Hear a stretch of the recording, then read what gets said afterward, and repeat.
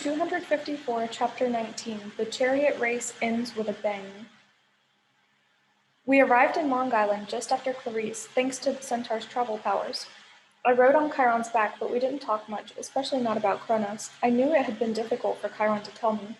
I didn't want to push him with more questions. I mean, I've met plenty of embarrassing parents, but Kronos, the evil Titan lord who wanted to destroy Western civilization, not the kind of dad you invited to school for career day.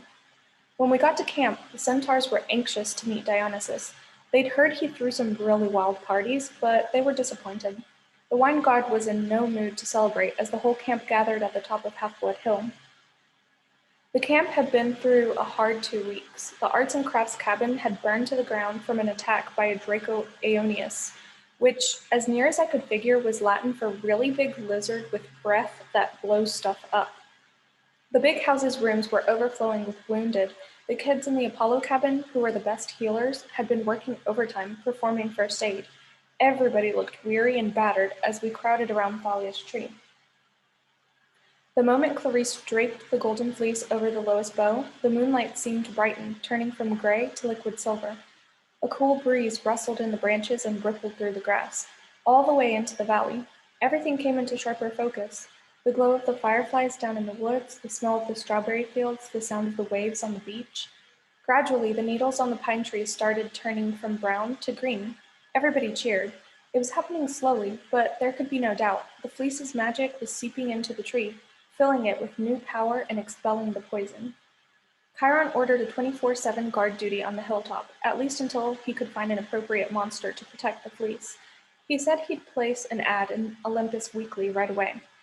In the meantime, Clarice was carried on her cabin mate's shoulders down to the amphitheater, where she was honored with a laurel wreath and a lot of celebrating around the campfire. Nobody gave Annabeth or me a second look. It was as if we'd never left. In a way, I guess that was the best thank you anyone could give us, because if they admitted we'd snuck out of camp to do the quest, they'd have to expel us, and really, I didn't want any more attention. It felt good to be just one of the campers for once.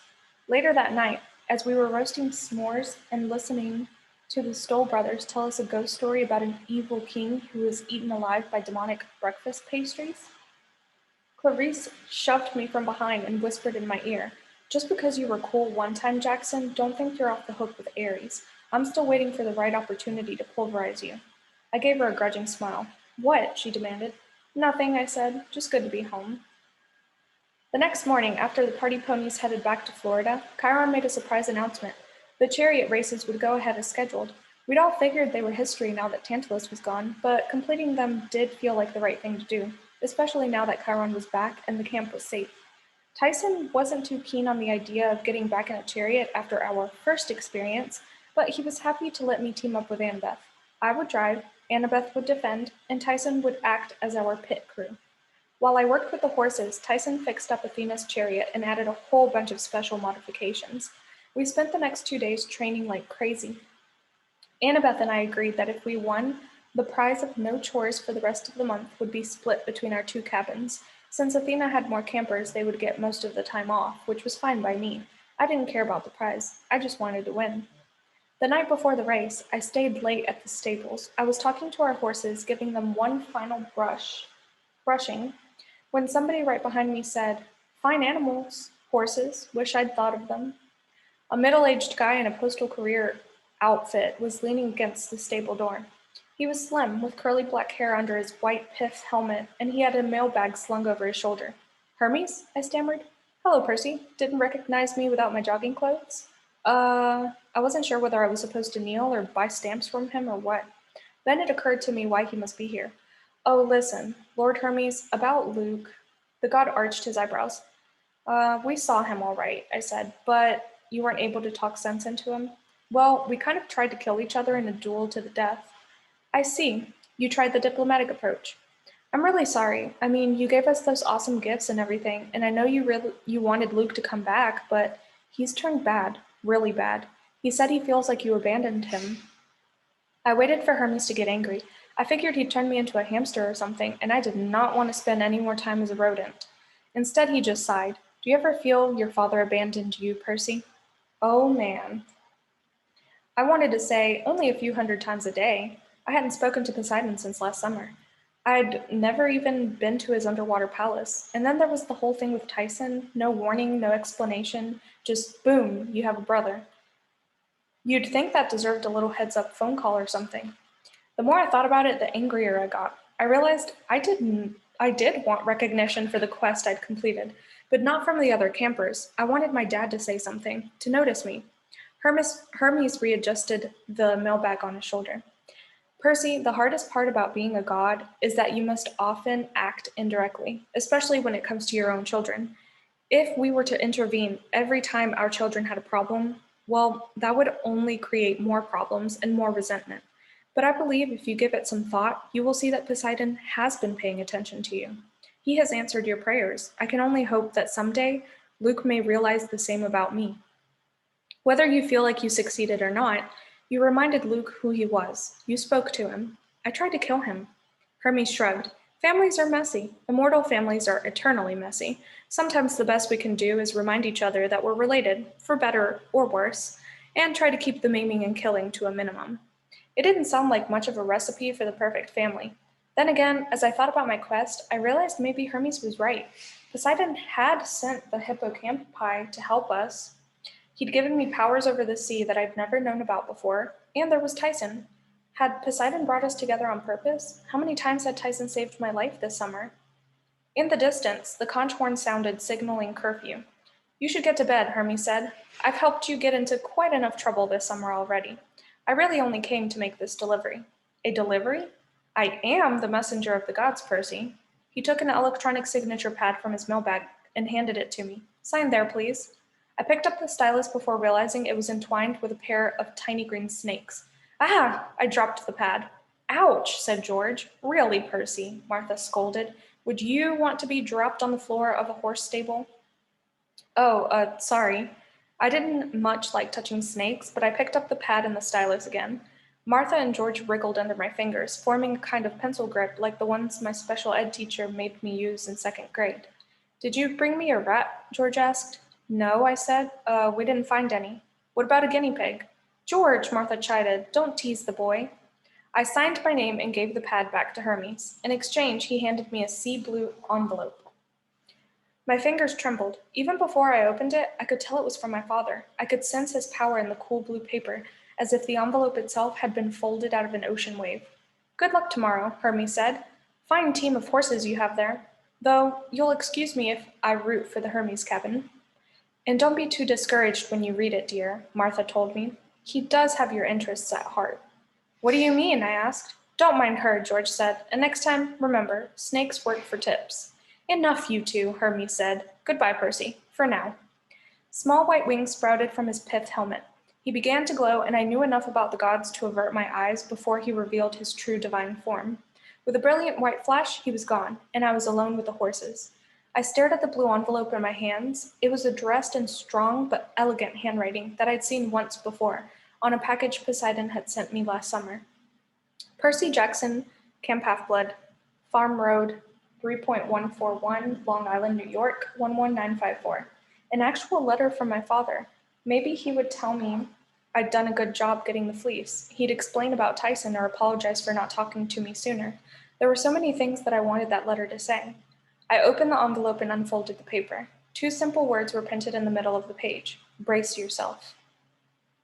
The next morning, everybody was buzzing about the chariot race, though they kept glancing nervously toward the sky like they expected to see Stymphalian birds gathering. None did. It was a beautiful summer day with blue sky and plenty of sunshine.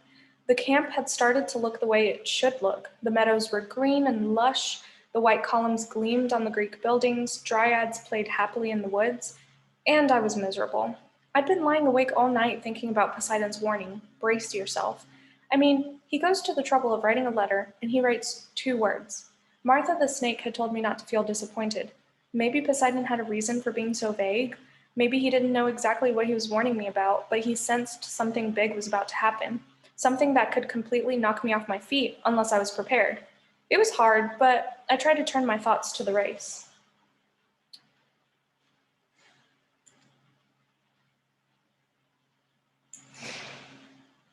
As Annabeth and I drove onto the track, I couldn't help admiring the work Tyson had done on the Athena chariot.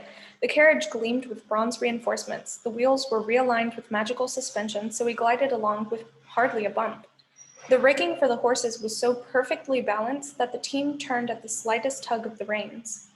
Tyson had also made us 2 javelins, each with 3 buttons on the shaft.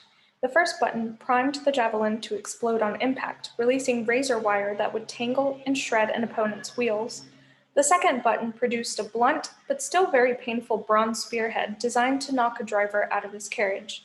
The third button brought up a grappling hook that could be used to lock onto an enemy's chariot or push it away. I figured we were in pretty good shape for the race, but Tyson still warned me to be careful. The other chariot teams had plenty of tricks up their togas.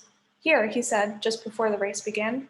He handed me a wristwatch. There wasn't anything special about it, just a white and silver clock face, a black leather strap. But as soon as I saw it, I realized that this is what I'd seen him tinkering on all summer. I didn't usually like to wear watches. Who cared what time it was? But I couldn't say no to Tyson. Thanks, man. I put it on and found it surprisingly light and comfortable. I could hardly tell I was wearing it. Didn't finish in time for the trip, Tyson mumbled. Sorry. Hey man, no big deal. If you need protection in race, he advised, hit the button. Okay. I didn't see how keeping time was going to help a whole lot, but I was touched that Tyson was concerned. I promised him I'd remember the watch. And hey, Tyson? He looked at me. I wanted to say, well, I tried to figure out how to apologize for getting embarrassed about him before the quest, for telling everyone he wasn't my real brother. It wasn't easy to find the words. I know what you will tell me, Tyson said, looking ashamed. Poseidon did care for me, after all. Well, he sent you to help me, just what I asked for. I blinked. You asked Poseidon for me? For a friend, Tyson said, twisting his shirt in his hands. Young Cyclops grow up alone on the streets, learn to make things out of scraps, learn to survive. But that's so cruel. He shook his head earnestly. Makes us appreciate blessings, not be greedy and mean and fat like Polyphemus. But I got scared. Monsters chased me so much, clawed me sometimes. The scars on your back? A tear welled in his eye. Sphinx on 72nd Street, big bully. I prayed to Daddy for help. Soon the people at Merryweather found me. Met you. Biggest blessing ever. Sorry I said Poseidon was mean. He sent me a brother. I stared at the watch that Tyson had made me. Percy, Annabeth called. Come on. Chiron was at the starting line, ready to blow the conch. Tyson, I said. Go, Tyson said. You will win. Yeah, okay, big guy. We'll win this one for you. I climbed on board the chariot and got into position just as Chiron blew the starting signal. The horses knew what to do. We shut down the track so fast I would have fallen out if my arms hadn't been wrapped in the leather reins. Annabeth held on tight to the rail. The wheels glided beautifully. We took the first turn, a full chariot length ahead of Clarice, who was busy trying to fight a javelin attack from the Stoll brothers in the Hermes chariot. We've got 'em, I yelled, but I spoke too soon. Incoming, Annabeth yelled. She threw her first javelin in grappling hook mode, knocking away a lead-weighted net that would have entangled us both. Apollo's chariot had come up on our flank. Before Annabeth could rearm herself, the Apollo warrior threw a javelin into our right wheel. The javelin shattered, but not before snapping some of our spokes. Our chariot lurched and wobbled. I was sure the wheel would collapse altogether, but we somehow kept going. I urged the horses to keep up the speed. We were now neck and neck with Apollo. Hephaestus was coming up close behind. Ares and Hermes were falling behind, riding side by side as Clarice went sword on javelin with Connor Stoll. If we took one more hit to our wheel, I knew we would capsize. You're mine, the driver from Apollo yelled. He was a first-year camper. I didn't remember his name, but he sure was confident. Yeah, right, Annabeth yelled back. She picked up her second javelin, a real risk considering we still had one full lap to go, and threw it at the Apollo driver. Her aim was perfect. The javelin grew a heavy spear point just as it caught the driver in the chest, knocking him against his teammate and sending them both toppling out of their chariot in a backward somersault. The horses felt the reins go slack and went crazy, riding straight for the crowd. Campers scrambled for cover as the horses leaped the corner of the bleachers and the golden chariot flipped over. The horses galloped back toward their stable, dragging the upside-down chariot behind them. I held our own chariot together through the second turn, despite the groaning of the right wheel. We passed the starting line and thundered into our final lap. The axle creaked and moaned. The wobbling wheel was making us lose speed, even though the horses were responding to my every command, running like a well-oiled machine. The Hephaestus team was still gaining. Beckendorf grinned as he pressed a button on his command console. Steel cables shot out of the front of his mechanical horses, wrapping around our back rail. Our chariot shuddered as Beckendorf's winch system started working, pulling us backward while Beckendorf pulled himself forward. Annabeth cursed and drew her knife. She hacked at the cables, but they were too thick. "Can't cut them," she yelled. The Hephaestus chariot was now dangerously close, their horses about to trample us underfoot. "Switch with me," I told Annabeth. "Take the reins." "But trust me."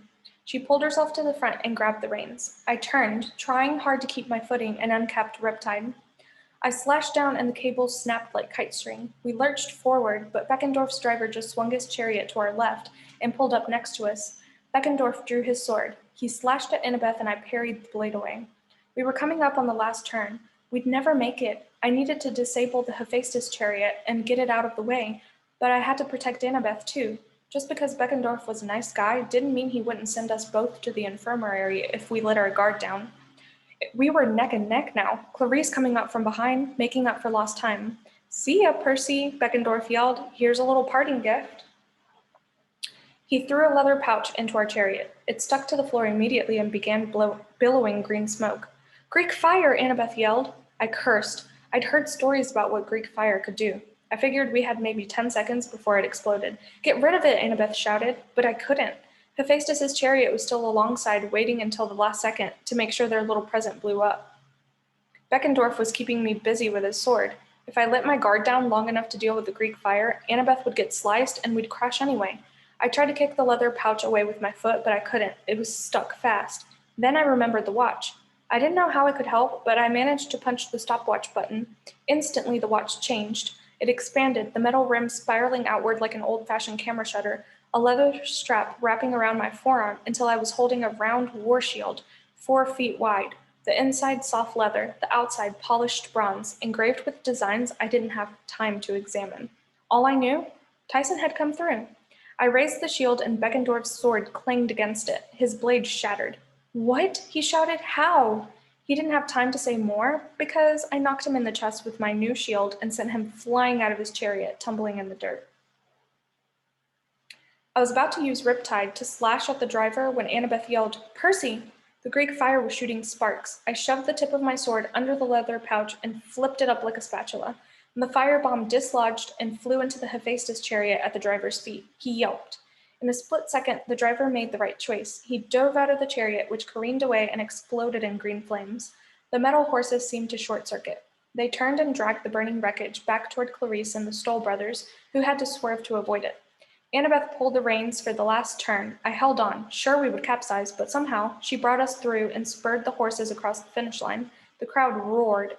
Once the chariot stopped, our friends mobbed us. They started chanting our names, but Annabeth yelled over the noise, "Hold up, listen, it wasn't just us."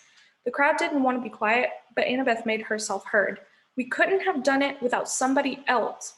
We couldn't have won this race or gotten the fleece or saved Grover or anything. We owe our lives to Tyson, Percy's brother, I said loud enough for everybody to hear. "Tyson, my baby brother." Tyson blushed. The crowd cheered. Annabeth planted a kiss on my cheek. The roaring got a lot louder after that. The entire Athena cabin lifted me and Annabeth and Tyson onto their shoulders and carried us toward the winner's platform, where Chiron was waiting to bestow the laurel wreaths.